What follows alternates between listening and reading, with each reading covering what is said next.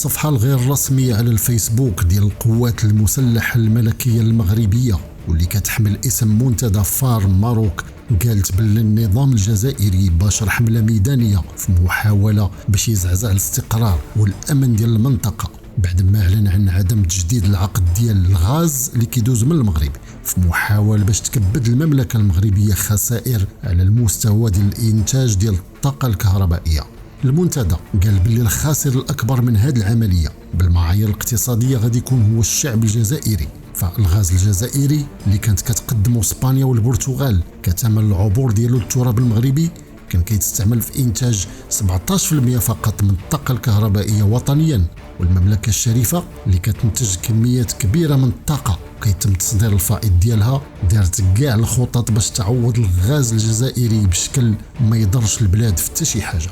المنتدى ديال فار ماروك قال باللي الشعب الجزائري اللي كيعاني من نقص المواد الأساسية غيبقى كيعاني بفعل المجهود الكبير ديال الاستثمار ديال النظام الجزائري اللي لابد عليه يطور القدرة ديال النقل ديال الخط البحري ميدغاز باش يورد الكميات الكافية من الغاز لإسبانيا والبرتغال، وهو الأمر اللي غادي يخنق المالية ديال الدولة الجزائرية اللي هي مخنوقة أصلاً. المصدر وضح باللي من 2019 بدا الانتاج ديال الجزائر من الغاز الطبيعي كيرجع للور بسبب التراجع ديال الطلب، حيث ولا الغاز الجزائري غلا من الامريكي بفعل الكلفه ديال الانتاج اللي مرتفعه. نظام الجنرالات في الجزائر ما استغلش الارباح في العشر سنين الاخرانيه باش يطور الاله الانتاجيه ديال شركه سوناتراك وبقى كيشري السلاح وكيكدس فيه، ونسى باللي النظام ديال القذافي اللي كان كيملك اكبر مخزون ديال السلاح طاح في ليله واحده. وسجل المنتدى ديال الفار ماروك باللي النظام الجزائري وصل لمرحله حرجه وكيدير اليدين ورجلين باش ينقذ الماء ديال الوجه ديالو بعد الصفعات القويه اللي وجهتها الدبلوماسيه المغربيه المرتزقه النظام بالخارجيه الجزائريه على المستوى القاري والدولي، بدايه بتزايد عدد البلدان اللي فتحت القنصليات ديالها بالصحراء المغربيه والاعتراف الامريكي بالمغربيه ديال الصحراء والهزائم المتتاليه للجزائر داخل اروقه الاتحاد الافريقي.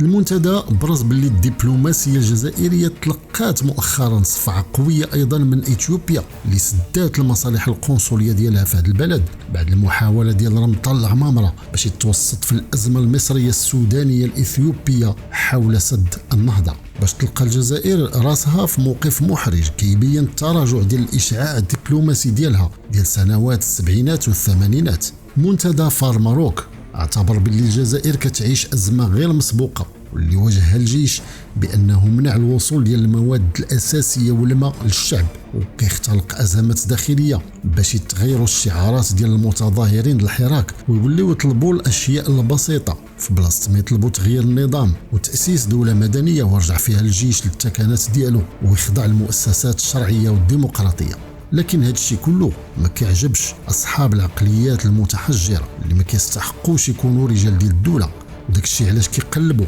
بكاع الطرق باش يدفعوا المنطقه نحو المجهول باختلاق الازمات وخطر اندلاع مناوشات حدوديه مع المغرب او حتى تدخل جزائري عسكري مباشر في النزاع ديال الصحراء المغربيه. وباش تولي المملكة المغربية من الدول الغير مستقرة هو هدف من الأهداف ديال نظام الجنرالات، داك الشيء علاش باش تخاد جميع التدابير باش يطاكيو على أي خطر كيهدد الأمن ديال البلاد ديالنا والسلامة ديالو والوحدة ديال الأراضي ديالو. المنتدى ديال فار ماروك سجل باللي التحركات الأخيرة الجزائرية ماشي اعتباطية، بدءا من منح الجيش الإمكانية ديال التدخل خارج الحدود ثم الترسيم ديال الحدود مع الجمهورية الوهمية وانتهاء